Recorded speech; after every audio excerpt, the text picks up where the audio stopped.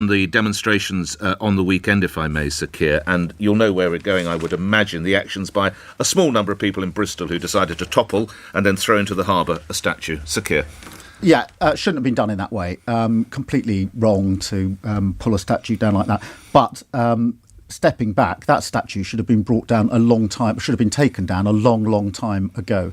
You can't in 21st century Britain have, a slaver on a statue. A statue is there to honour people, and you can't have that in 21st century Britain. That statue should have been brought down properly with consent and put, I would say, in a museum. This was a man who was responsible for 100,000 people being moved from Africa to the Caribbean as slaves, including women and children, who were branded on their chests with the name of the company that he ran.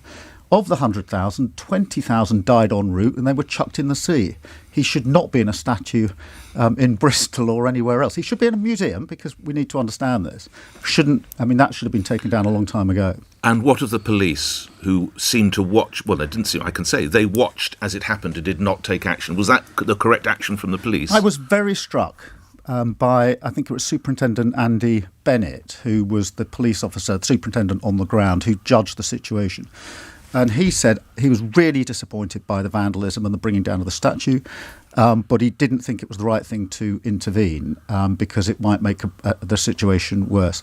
Now, that's a judgment call for the police officer on the ground, and I've worked with the police on the ground, both here and in Northern Ireland, and I respect the decisions that are made on the ground. They're very difficult decisions, but they have to decide, do we intervene and possibly make a situation worse, or don't we? And I was struck by the measure, the calm measure that he had in his voice when he was making what must have been difficult decisions. But he did allow the lawlessness to continue. Yeah, and nobody should condone the lawlessness. I mean, if the statute's coming down, it shouldn't come down in that way. There's no question of that. And the police just stand up. You're saying, and I appreciate we're not there. I'm the Monday morning quarterback. I'm looking at it now. I get it. But shouldn't he have stepped in? Well, Nick, I've worked with the police on real operations in real time. I've been in the control rooms with senior police officers. Using the intelligence they've got, they have to make difficult judgment calls. And it's always easy after the event to say, well, I wouldn't have done that.